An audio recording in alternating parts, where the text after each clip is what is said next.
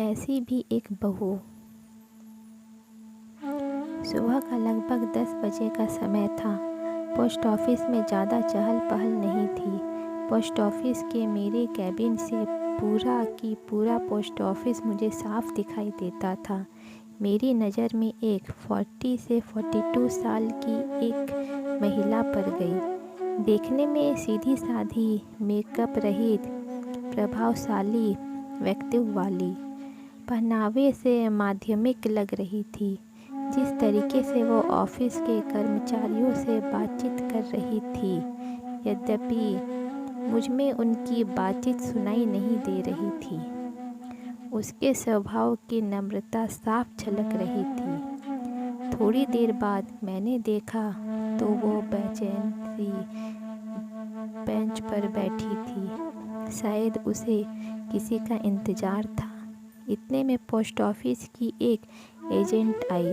उस महिला ने एजेंट से कुछ बात की और एजेंट ने अंदर आकर मुझसे पूछा, सर, इनकी आरडी मैच्योर हो गई है, लगभग 9,000 की रकम है, लेकिन शर्मा जी कह रहे हैं कि अभी कैश नहीं है, 11 बजे बैंक खुलने पर ही पेमेंट हो सकता है। सर, मैंने पार्टी को बताया था कि मैं उनका पेमेंट जल्द ही करवा दूंगी। क्या कहीं से कैश का बंदोबस्त हो सकता है? हालांकि इतनी रकम तो पोस्ट ऑफिस में रहती है, लेकिन पहले दिन बैंक की छुट्टी होने से आज कैश नहीं थी। मैंने शर्मा जी को बुलाकर उनसे बात की, लेकिन उन्होंने कैश उपलब्ध न होने की बात ही दोहरा दी। एजेंट से उस महिला को 11:30 बजे तक इंतज़ार करने को कहकर मैं अपने कमरे में व्यस्त हो गया, क्योंकि बैंक खुलने के बाद कैश लाने में भी आधी घंटा तो लगेगा ही। थोड़ी देर बाद मैंने देखा कि एजेंट तो जा चुकी है और वो महिला बड़ी बेसब्री से कैश लाने वाले लड़के का इंतज़ार कर रही है। 11:45 को वो महिला लगभग रुआंसी होकर मेरे कैबिन में आकर कहने लगी, सर, मेरी बुजुर्ग सास, जो कि 85 साल की है, उनके खाने का समय हो रहा है। मुझे उन्हें समय पर खाना खिलाना है। कैश आने में और कितना समय लगेगा? अब लड़का आता ही होगा। उसे देखकर सहज ही अनुमान लगाया जा सकता था कि उसके लिए एक एक मिनट कितना महत्वपूर्ण है। मैंने किसी बहू को, सास को व्यक्तियों पर खाना खिलाने के लिए इतना व्यग्र होते पहली बार देखा था। मेरा काम करने में मन ही नहीं लग रहा था। पूरा ध्यान उस महिला पर ही केंद्रित था। उसकी बेचैनी मुझे देखी नहीं जा रही थी। सच बताऊं, यदि उस वक्त मेरे पास पैसे होते तो मैं खुद उसे अपने पैसे देकर व्यक्त पर रवाना कर देता। कैश आने पर मैं अपने पैसे ले लेता, लेकिन हाय रे किस्मत, मेरे पास भी इतने पैसे ना थे। मैंने उसे बुलाकर कहा, आप यहाँ पर हस्ताक्षर कर दीजिए ताकि कैश आने पर आपका उतना वक्त भी बचे।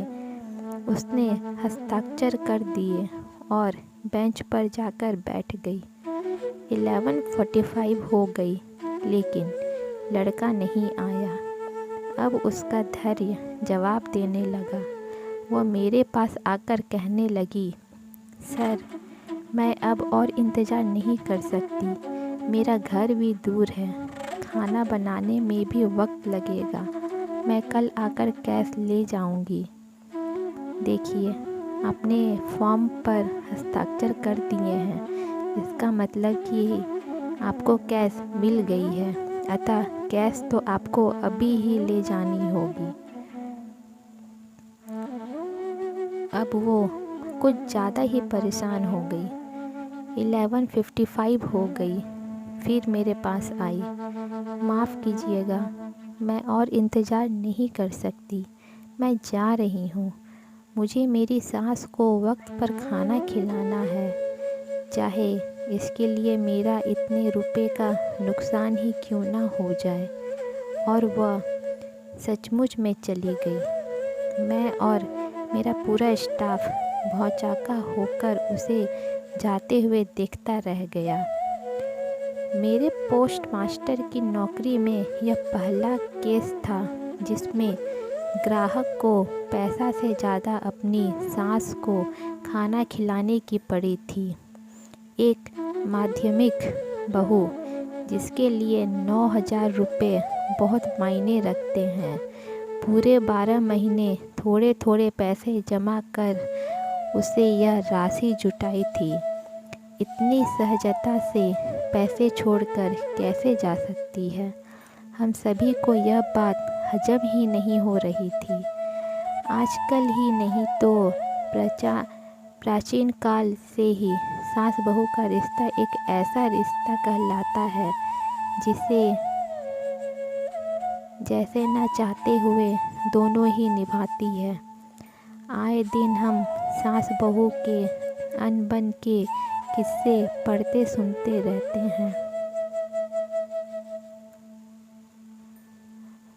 थोड़े दिन पहले ही मैंने न्यूज़ में एक वीडियो देखा था जिसमें एक बहू अपनी बीमार और बुजुर्ग सास को पति की गैर मौजूदगी में खूब मारती है।